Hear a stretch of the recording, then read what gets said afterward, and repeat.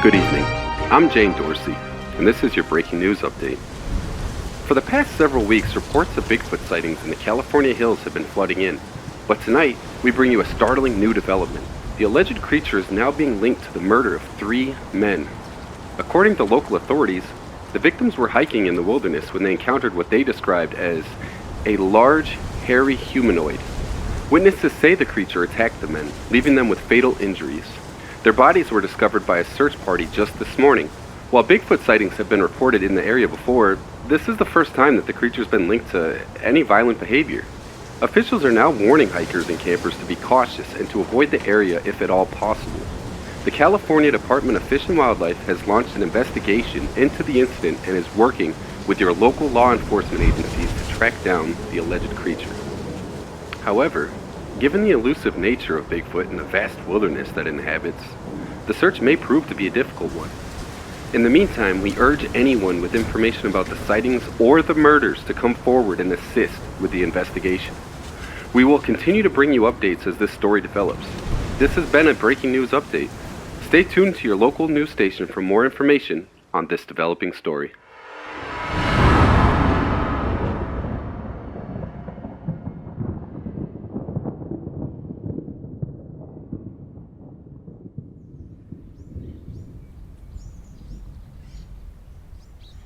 The sun was just beginning to peek over the horizon as Jack Simpson loaded up his car for his cross-country trip to California. He had accepted a job as a journalist with a newspaper in Los Angeles and was excited to start his new chapter in his life. He had always loved the thrill of a good story, and he knew that California was full of them. Being from the Midwest, he had no idea what to expect of Cali, besides from what he'd seen from movies and YouTube clips. He wondered how the people out there lived, what the food smelled like, and how they ate it. His thoughts were full of new opportunities, compelling him to move faster. He loaded the last of his gear and climbed in, ready for the long drive. As he drove through the winding roads of the Midwest, Jack couldn't help but think about the possibilities that lied ahead. He had always been drawn to the unknown, to the things that others were too afraid to investigate or to ask. It was his curiosity that had led him to pursue a career in journalism, and he was eager to put his skills to the test. As the miles rolled by, Jack turned on the radio to pass the time. The news was filled with reports of a strange creature that had allegedly killed 3 men in the Pacific Northwest. Jack was intrigued. He had heard stories of Bigfoot before, but he had always dismissed them as hoaxes and mislabeled sightings. However, the fact that 3 men had been killed was a different story. If this was true, this was no longer just a tall tale. This was actually a news story. He tried to imagine the scene. It was almost ridiculous and comical the ways that he had imagined it. But death was no laughing matter. Jack pulled over at the next rest stop to stretch his legs and to grab some coffee. He couldn't shake the feeling that there was more to the story than what was being reported. He decided to do some investigations of his own. He pulled out his laptop and started scouring the internet for more information. And what he found was a few articles that mentioned the incident, but there were no eyewitness accounts or photo evidence of the scene. Jack knew he had to get to the bottom of the story, and it wouldn't be easy. As he drove through the desert, Jack thought about how he would approach this investigation. He knew he just couldn't show up in the Pacific Northwest and start asking questions. He had to find a way to gain access to the scene of the crime. Jack spent the next few hours brainstorming. He decided to reach out to some of his journalist contacts in the area to see if they had any leads. He also thought about reaching out to the families of the victims to see if they would be willing to talk to him. The more Jack thought about it, the more excited he became. This was exactly the kind of story he had been hoping for. He couldn't wait to get to California and start investigating. As he drove into the night, Jack couldn't help but feel a sense of adventure. He was embarking on a journey that could change his life and the lives of those affected by this mysterious creature forever. He had no idea what lay ahead, but he was determined to get to the bottom of the story. Jack arrived in California after a long drive and a long brainstorming session. He checked into a hotel near the hills where the murders had taken place. As soon as he settled in, he started making calls to his contacts in the area.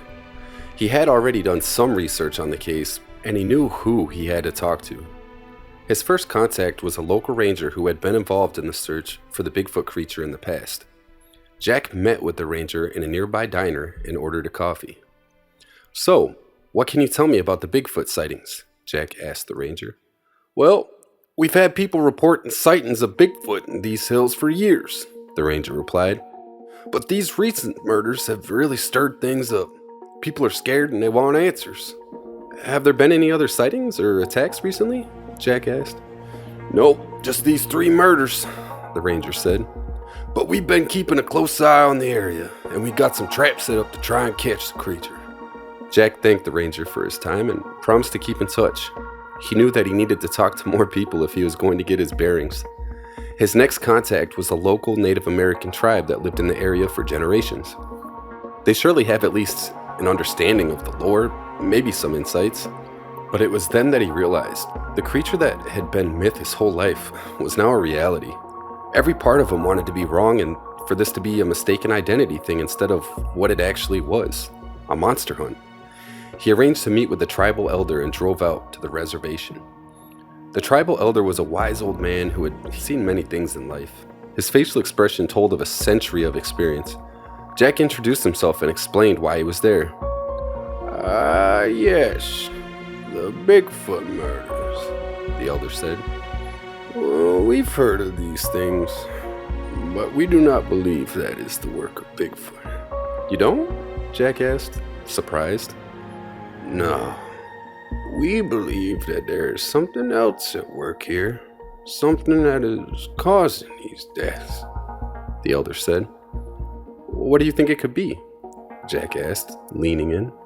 We do not know, but we have our suspicions, the elder said, cryptically. He knew that he had to keep digging, and that he was open to any other explanation besides Sasquatch. Over the next few days, Jack talked to more people, including local hunters, hikers, and even a few Bigfoot enthusiasts. He pieced together a timeline of the murders and the sightings, and he started to see a pattern emerging. But he also realized that he was getting in over his head. He needed to be careful if he was going to get out of this alive. Every tale he heard had a weight of truth to it, and from the looks of things, this has been building up for a while. It was almost surprising given the stories. This hasn't happened earlier. He started carrying a gun with him at all times and made sure to keep in constant contact with his editor back in New York. As the days passed, Jack got closer and closer to the truth. He knew that he was onto something big, but he also knew that he was getting dangerously close to the creature that had been causing all of the trouble in the hills. He just hoped that he would be able to get the story out before it was too late. He had talked to everyone that he could think of, trying to piece together what had happened, but he had hit a dead end. One day, as he was sipping coffee in a diner, he overheard 2 men talking about a pot farm in the hills where the murders had taken place. They were saying that it was a dangerous, mostly uncharted area, and that the people who had worked there were always armed. Jack's interest was piqued. He knew that this could be the lead that he had been looking for. So he finished his coffee, paid the bill, and drove out to the hills to investigate. As he drove up the winding road, he saw a sign that read, "No trespassing," but he ignored it and continued up the path. Soon, he saw a large gate with a guard standing in front of it. "Can I help you?" the guard asked. "I'm a journalist," Jack said. "I'm here to investigate the Bigfoot murders." The guard looked at him skeptically. "I don't know anything about that," he said. "Look, I just need to talk to someone who knows what actually happened," Jack said, trying to sound sincere. The guard sighed. "Fine, but you can't take any pictures or record anything. If you get in the way, we'll remove you. This shit's too weird and we got people quitting day and night. So if you find something, tell us. We're willing to help if we can." Jack agreed to the conditions and he was allowed to enter the farm. The guards eased off their weapons and opened the gates. As he walked around the farm, he saw hundreds of marijuana plants growing in the neat rows. He could smell the pungent aroma of the plants in the air, and he saw several people working in the fields wearing camouflage clothing and carrying guns. Some were like hippies in misplaced time, dreadlocks and tie-dye shirts, and he approached one of the workers and introduced himself. "I'm Jack. I'm a journalist, and I'm here to investigate the Bigfoot murders. Do you recall anything about that night?" The worker looked at him warily. "I don't know anything about that," he said. "Come on, I know something happened here. I just want to know what. I'm here to hear you tell your stories and not to make one up. I could use a hand with some details. I've got a rough outline, but I need someone that was actually here, Jack said. The worker hesitated for a moment and then said, "All right, I'll tell you what I know. But you can't use my name, please." Jack agreed, and the worker told him a shocking story. He said that one night as they were working in the fields, they heard strange noises coming from the woods. They thought it was just animals, but then they saw a large, hairy creature emerge from the trees. It was Bigfoot Sasquatch, the abominable snowman, or whatever you call him. He smelled him before he saw him. It was like a gym bag full of dead animals, the man said. They tried to scare it off with their guns, but it kept coming. It attacked one of the workers and snatched his arm clean off. They shot at it, but it was too strong. It killed 2 more workers before disappearing back into the woods. The whole thing took a couple seconds there, and there was only a couple pieces of those guys left. The man trembled as he spoke, so Jack couldn't believe what he was hearing. This was a huge story. He thanked the worker and promised to keep his identity secret. He checked back with the guards as the sun was setting. Unwilling to stay here after dark, as he drove back to his hotel, he knew that he had to write this story. He spoke notes into his portable recorder. He swerved almost off the road, nearly missing a big hairy form. The creature walked into the woods faster than any man could run. Jack pulled over on the side of the road, panting. He knew what he just saw, but he did not want to believe it. And remembering back to the pictures of the dismembered bodies, limbs torn from the torso and disemboweled and trails scattered all over the green cheba. Jack's heart pounded in his chest as he watched the massive creature lumber off into the darkness. He knew, his primal instinct driving him forward, a deep and ancient call that he could not ignore. He stepped out of his car and into the cool night air. His eyes were scanning the trees for any sign of movement. The woods were alive with the sounds of the night, but all he could focus on was the soft thud of Bigfoot's footsteps, growing fainter as it disappeared into the dense forest. Jack began to move, his footsteps light and silent on the forest floor, avoiding sticks and branches as much as he could, mirroring the beast's movements, trying to move in sync with it. He felt like a shadow, a ghost moving through the trees. But he had to be careful, had to make sure he didn't make a sound that would alert the creature of his presence. As he moved deeper into the forest, the trees grew thicker and the underbrush denser. He felt like he was sailing through a sea of green, each step taking him further and further away from the road, and the only known bastion of civilization. The pursuit was like a dance, a delicate balance between movement and stillness. Jack moved with the grace of a predator, his senses alert and his curiosity on fire. And then he saw it, a dark shape looming ahead of him in the darkness. He froze, his heart pounding as he realized he had found Bigfoot's cave. Jack crept closer, his breath coming fast and shallow. The cave was massive, a gaping maw on the side of the hill.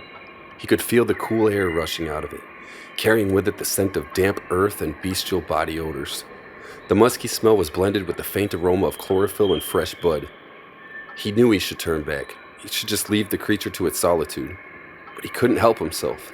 He just had to see, had to know what lay inside that dark and mysterious place. Jack stepped into the cave, his eyes adjusting to the dim light. He could see nothing at first, just the shadows of the cave walls looming over him. After a moment, his eyes adjusted to the darkness, giving the faint hint of his surroundings, and then he saw it. The massive form of Bigfoot lying in the shadows, watching him with calm and curious eyes. A sense of wonder and awe at the sight of this magnificent creature was seasoned with fear. He knew that he had stumbled upon something rare and precious, something that few people had ever seen, something that at any moment could get up and destroy everything in this forest. He stood there for a long moment before realizing he was watching the creature as it watched him. He felt all of his muscles tense up and he locked into place as stiff as a statue. His blood ran cold as his stomach sunk into his colon. Its brow furrowed, the whites of his eyes gleaming in the falling sunlight from the cave's entrance, enhancing the golden colors mixed in his iris. A low, bellowing growl filled the antechamber of the cave. In a deep, guttural tone, he spoke, "Run." He needed no further encouragement. He turned on his heels and sprinted towards the mouth of the cave, his feet pounding against the hard-packed dirt. Behind him, though, he could hear the sound of rocks hitting trees as Bigfoot stomped towards him. Jack burst out of the cave into the last of the day's sunlight, gasping for air. He could hear the sound of Bigfoot's footsteps growing closer and closer. He ran as fast as he could, dodging trees and leaping over boulders. He could hear Bigfoot's booming roar echoing through the woods, and he knew that the creature's plans included tearing him to shreds. Finally, though, he saw his car up ahead, parked on the edge of the clearing. He sprinted towards it, fumbling for his keys. He could hear Bigfoot's footsteps getting closer. He had only seconds to spare. Falling to his chest, quickly back on his feet. He fell but continued his panic pace. He turned and saw a shadow with glowing yellow eyes gaining on him. He jammed the key into the lock and twisted it, throwing open the door and diving inside. He slammed the door shut behind him and frantically turned the key into ignition. The engine roared to life just as Bigfoot burst into the clearing, its massive arms swinging wildly. He thanked good baby Jesus that this was not a horror movie, and he slammed on the gas, putting as much distance between him and the creature as he possibly could. He breathed a sigh of relief as he drove down the winding road, glancing in the rearview mirror every few seconds to make sure that it was not following him. He couldn't believe what had just happened, and he knew that he would never forget the sight. His next story would be his greatest, but who would believe him?